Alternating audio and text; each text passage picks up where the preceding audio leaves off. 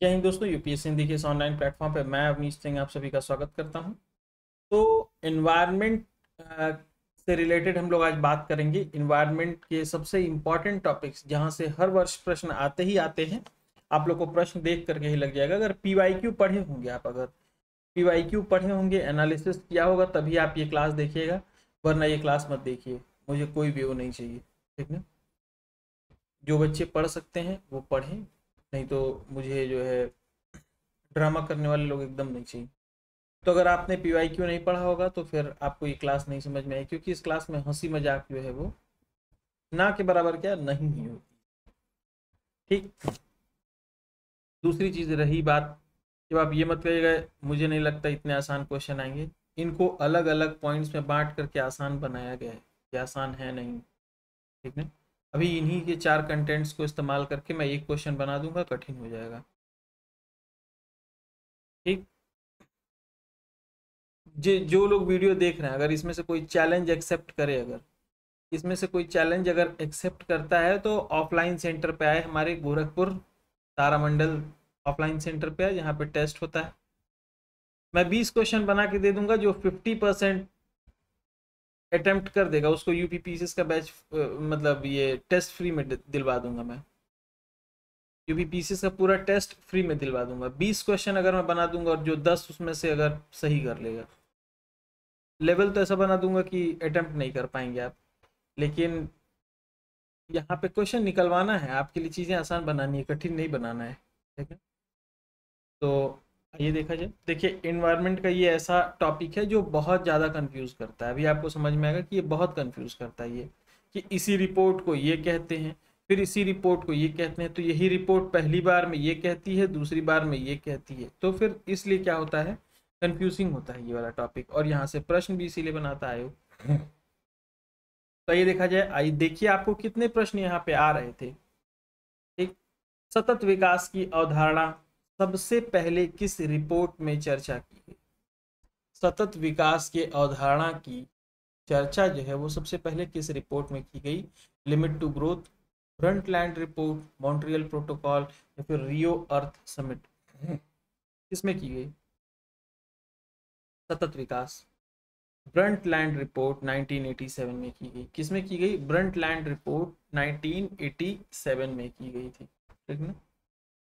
Next, Brundtland report, Brundtland report जिसको our common future के नाम से भी जानते हैं, ठीक, किसके द्वारा तैयार की गई थी, किसके द्वारा तैयार की गई थी ये रिपोर्ट। अगला प्रश्न है आपका, W C E D, W C E D, W C E D,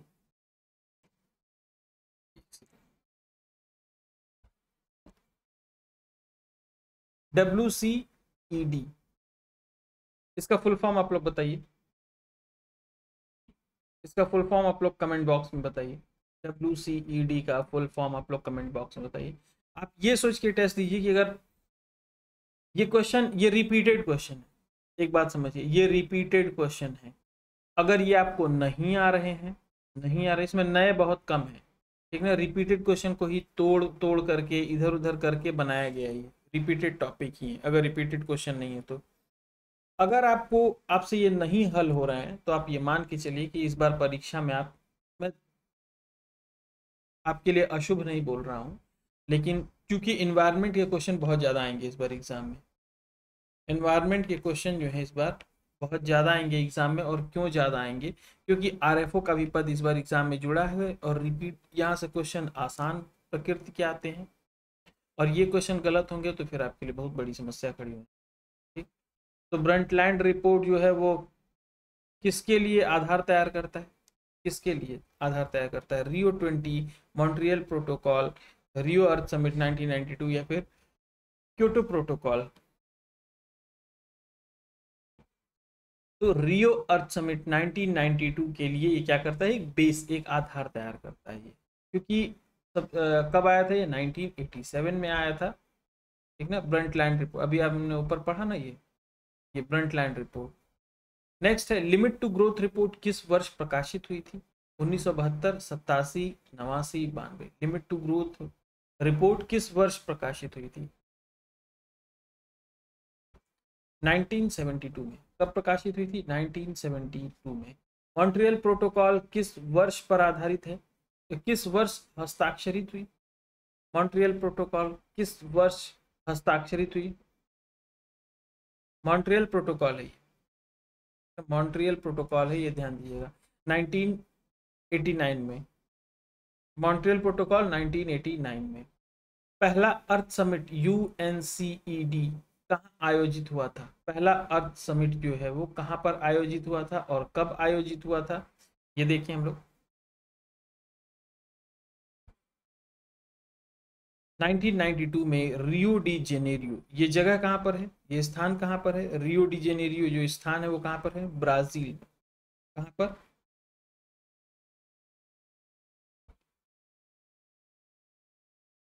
कहाँ पर है? ब्राजील में।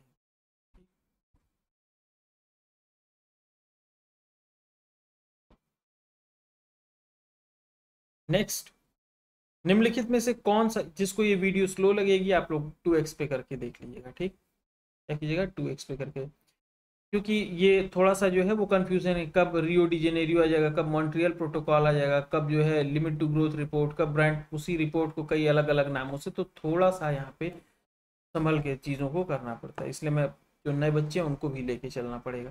तो जिसको स्लो लगेगी वो लोग क्या कीजिएगा, आप लोग 2x पे कर लीजिएगा। कौन सा सतत विकास लक्ष्य नहीं है इसमें से? कौन सा इसमें से सतत विकास लक्ष्य नहीं है?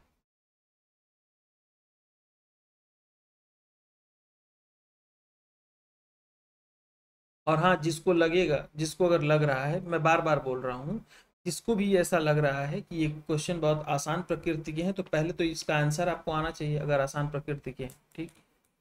आ रहे हैं तो आपने पढ़ाई कर रखी है, और नहीं आ रहे हैं और फिर भी आप जो है यहाँ पे ज्ञान दिए जा रहे हैं आकर के कि इतने आसान प्रश्न नहीं आएंगे, तो एक काम कीजिए, आप पहले आप जाइएगा और PYQ एनालिसिस कीजिएगा, चैप्टर वाइज जो भी होगा PYQ देखिएगा, ये प्रश्न वहाँ पे हैं कि नहीं है, उसके बाद यहाँ पे आके ज्ञान दीजिएगा। वरना अगले दिन मैं सीधा कमेंट बॉक्स यहाँ पे, कमेंट आपका यहाँ पे लगा करके और तब बेइज्जत करूँगा क्वेश्चन के साथ, सीधा मैं बता दे रहा हूँ। फालतूगिरी, क्योंकि मुझे कोई फर्क नहीं पड़ता आपके कमेंट से, ये बात सही, लेकिन कम से कम जो बच्चे देख रहे हैं, जिनके आगे बढ़ने की संभावना है, उन बच्चों का विश्वास डगमगाता है इन चीज़ों से, तो आप उनका नुकसान ना करें अपने बेवकूफ़ी के चक्कर में, ठीक? उनका नुकसान ना करें। क्वेश्चन देख के आइएगा, हाँ अगर नहीं होगा, आपको लगता है कि हाँ फिर भी आप एनालिसिस किया आपने और नहीं मिला, तब, और अगले दिन अगर मैं दिखा दिया, अगर क्वेश्चन सॉल्व होते हुए इन कंटेंट से, और सेम टू सेम क्वेश्चन मैंने दिखा दिया, तो मैं कमेंट बॉक्स लगा के बकायदे एकदम ढंग से बेइज्जत करूंगा, ठीक ना? मैं धमकी नहीं दे रहा हूँ, क्योंकि जो बाकी के 500,000 बच्चे हैं, कम से कम उनका नुकसान ना हो, ठीक ना, आपकी बेवकूफ़ी के चक्कर में। निम्नलिखित में से कौन सा SDG नहीं है, बताइए? क्योंकि कुछ लोग इसी क्वेश्चन को कॉपी करके टेस्ट में बेचना है उन लोगों को, तो यहाँ पे आ जाते हैं लोग, ठीक? सतत विकास लक्ष्य नहीं है। शून्य भूख, लैंगिक समानता, अंतरिक्ष अनुसंधान। अंतरिक्ष अनुसंधान सतत विकास लक्ष्य है, SDG है। SDG सबसे पहले कब प्रस्तावित हुई थी? 1990 1992 के रियो समिट में, 2002 के जोहान्सबर्ग समिट में, 2012 के रियो 20 सम्मेलन में, या फिर 1972 के स्टॉकहोम समिट? 2012 के रियो 20 सम्मेलन में। रियो +20 क्यों बोलते हैं? क्योंकि रियो सम्मेलन 1992 में हुआ था, 20 वर्ष उसमें जोड़ देंगे तो रियो 20 हो जाएगा वो, तो रियो 20 2012 में हुआ। SDG को प्राप्त करने का जो लक्ष्य है वो किस वर्ष है? 2030 तक है। भारत में SDG को लागू करने के लिए नोडल संस्था कौन सी है? UNEP, united nation environmental program, या फिर पर्यावरण मंत्रालय, नीति आयोग, या योजना आयोग? नीति आयोग है। कौन है? नीति आयोग। एजेंडा 21 कहां से उत्पन्न हुआ? एजेंडा 21 कहां से उत्पन्न हुआ? रियो सम्मेलन 1992 से। एजेंडा 21, एजेंडा 21 क्या है कि ये लक्ष्य दे दिए गए कि इनको जो है 2021 में हमें जो है वो प्राप्त करना ही करना है, ठीक है। इनको जो है इन लक्ष्यों को हमें प्राप्त करना ही करना, ये लक्ष्य दिए गए इस एजेंडा के तहत, ठीक है। रियो प्लस 20 2012 को और क्या कहा जाता है? रियो प्लस 20 2000 और क्या कहा जाता है? सतत विकास सम्मेलन, यूएनसीएसडी, एजेंडा 2030 समिट, क्योटो जलवायु सम्मेलन, और क्या कहा जाता है? यूएनसीएसडी, संयुक्त राष्ट्र सतत विकास सम्मेलन कहा जाता है।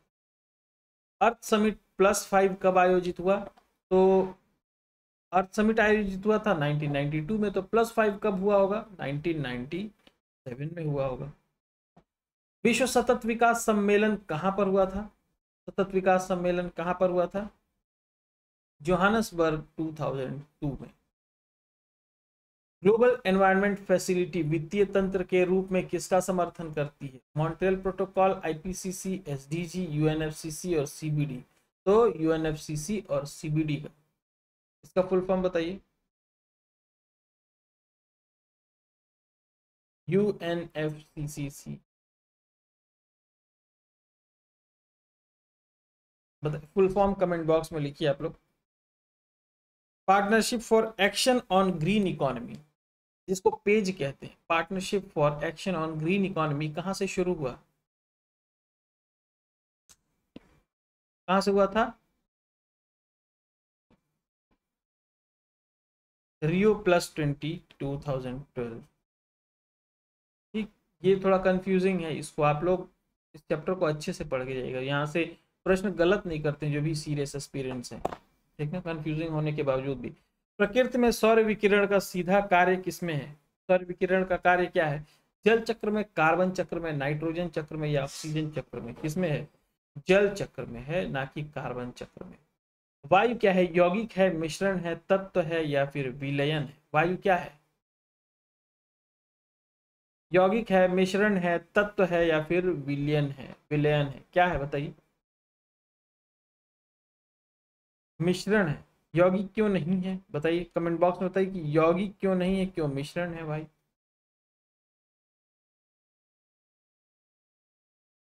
वायुमंडल में कौन सी नोबल गैस उपस्थित नहीं है? Helium, neon, radon, argon. Radon नहीं अवेलेबिलिटी।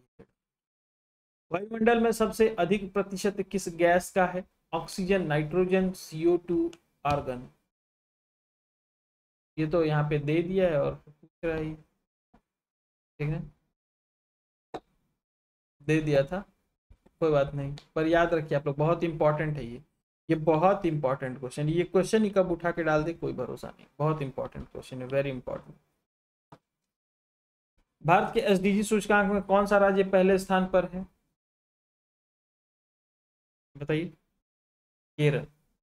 निम्नलिखित में से कौन सा राज्य भारत के SDG सूचकांक में शीर्ष 5 में नहीं है? गुजरात, केरल, तमिलनाडु, हिमाचल। तो गुजरात नहीं है। SDG 6 किससे संबंधित है?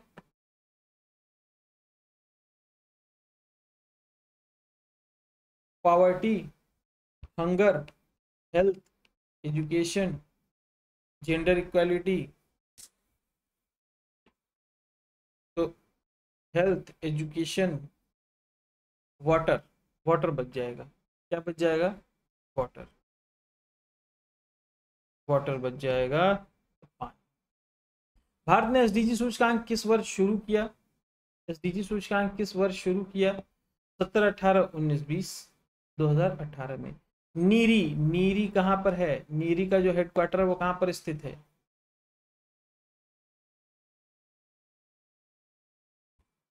नागपुर। यूएनईपी का, UNEP united nation environmental program, UNEP का नैरोबी। विश्व मौसम WMO मौसम संगठन का जेनेवा। ग्रीन पीस इंटरनेशनल का मुख्यालय कहां पर है? एम्स्टर्डम। एम्स्टर्डम कहां पर है? एम्स्टर्डम कहां पर है? EPA का full form environmental protection agency, environmental protection agency, विकल्प बी आपका जो है वो सही। सल्फर डाइऑक्साइड उत्सर्जन, सल्फर डाइऑक्साइड उत्सर्जन का सबसे बड़ा स्रोत क्या है? जीवाश्म ईंधन से चलने वाले पावर प्लांट या ज्वालामुखी या उर्वरक? जीवाश्म ईंधन से चलने वाले पावर प्लांट जो है वो क्या है? सल्फर डाइऑक्साइड उत्सर्जन के सबसे बड़े स्रोत हैं। ठीक, तो एनवायरनमेंट के इस 30 क्वेश्चन में से 2 क्वेश्चन तो पक्का एग्जाम में आपके फंस जाएगा, ये लग रहे हैं बस देखने में छोटे से कि 30 प्रश्न है, 2-3 प्रश्न इतने से ही फंस जाएगा। ठीक ना, क्योंकि वही वही क्वेश्चन है जो बार बार रिपीट किए जा रहे हैं। तो आप लोग इनको तैयार जरूर कर लीजिएगा, इनके इवन नोट्स बना लीजिए, वन लाइनर नोट्स बना लीजिए, और नोट्स को याद कीजिए, प्रॉपर रिवीजन कीजिए। नहीं तो पढ़ लेने से, वीडियो देख लेने से एक बार एग्जाम में क्वेश्चन नहीं सॉल्व। प्रॉपर रिवीजन मस्ट है। Revision is the key to success. जितना रिवीजन उतना सक्सेस की प्रोबेबिलिटी बढ़ती चली जाएगी। ठीक, आज के लिए इतना ही।